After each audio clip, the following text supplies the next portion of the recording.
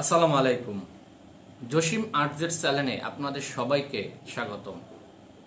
কিছুদিন আগে আমি একটা এই চ্যানেলে ভিডিও দিছিলাম। সেখানে আমার বুলগেরিয়ার ইন্টারভিউ কিভাবে নিছে সেটা সম্পর্কে আপনাদের দেখাইছিলাম। আর সেই ভিডিওটা দেখে অনেকেই কমেন্ট করছেন বুলগেরিয়া সম্পর্কে সম্পূর্ণ প্রচেষ্টা জানার জন্য। আর এই সম্পূর্ণ প্রচেষ্টা যদি আপনাদের বলি তাহলে ভিডিওটা একটু বড় হতে পারে। তারপরও সংক্ষেপের মধ্যে যতটুকু সম্ভব আপনাদের আমি বুঝিয়ে বলার চেষ্টা করব।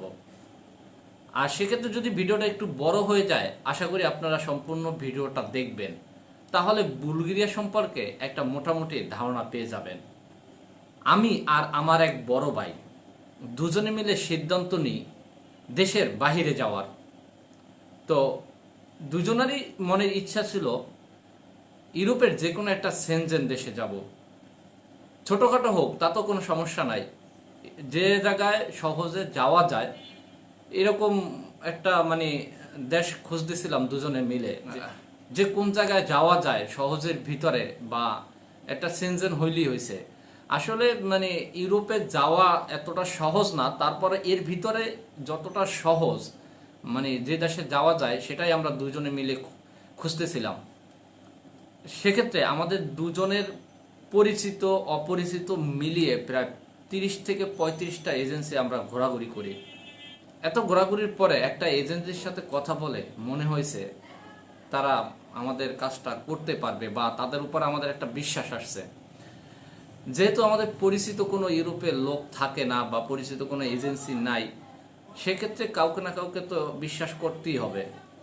তো এই এজেন্সি ভাইকেই আমরা বিশ্বাস করলাম, আর এই ভাইয়ের নাম হলো রিয়াজ। যাই হোক, ওনাদের উপর বিশ্বাস করে আমাদের দুজনের ফাইলটা জমা দিলাম বুলগেরিয়ার জন্য।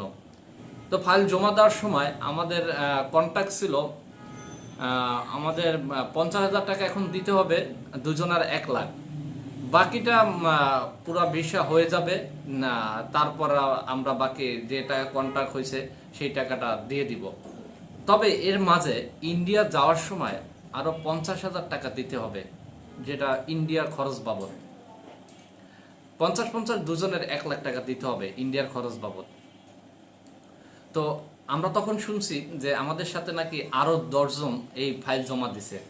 আর তখন আমাদের বলা হয়েছে 2 মাসের ভিতরে আমাদের ওয়ার্ক পারমিট চলে আসবে, এবং ভারতের যে দিল্লিতে বুলগেরিয়ার এম্বাসি আছে সেখানে আমাদের ফাইল সাবমিট করতে হবে 2 মাসের ভিতরে।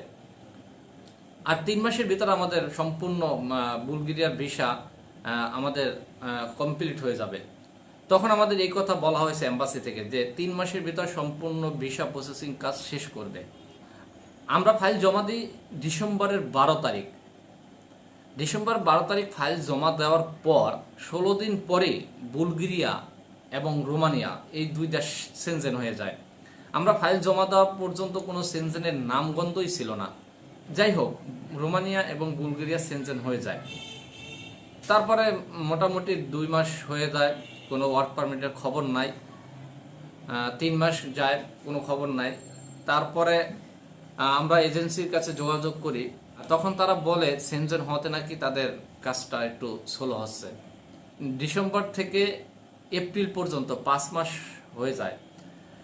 তারপর হঠাৎ করে ঈদের 1 সপ্তাহ আগে, রমজানের ভিতরে আমাদের বলা হয় আপনাদের ভিডিও কলের মাধ্যমে ইন্টারভিউ নেওয়া হবে। তারপর আমরা সেই ইন্টারভিউ ভিডিও কলের মাধ্যমে দিই। আমরা 10 জনই তখন ইন্টারভিউ দিই ভিডিও কলের মাধ্যমে, যার যার বাসা থেকে। ইন্টারভিউ দেওয়ার ঈদেরও কিছুদিন পরে আমাদের বলা হয় যে ইন্টারভিউটা আমরা দিছি সেটা নাকি কোনো কাজেই আসে নাই, সেখান থেকে একটা ওয়ার্ক পারমিটও বের হয় নাই। যাই হোক, পরবর্তীতে সেই এজেন্সি আবারও নতুন করে অন্য কোনো কোম্পানির ওয়ার্ক পারমিট বের করার চেষ্টা করতেছে, সেটাই আমাদের জানানো হয়েছে। ডিসেম্বর থেকে এপ্রিল এই 5 মাস হয়ে গেছে, এখনো ওয়ার্ক পারমিট পাই নাই। আল্লাহ তাআলাই জানে যে আমাদের ভাগ্যে কি আছে।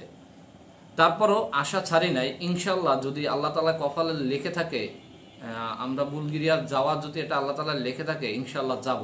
আর আপনারা আমাদের জন্য দোয়া করবেন। আজকের মতো এই ভিডিওটা এখানে শেষ করছি। আল্লাহ হাফেজ।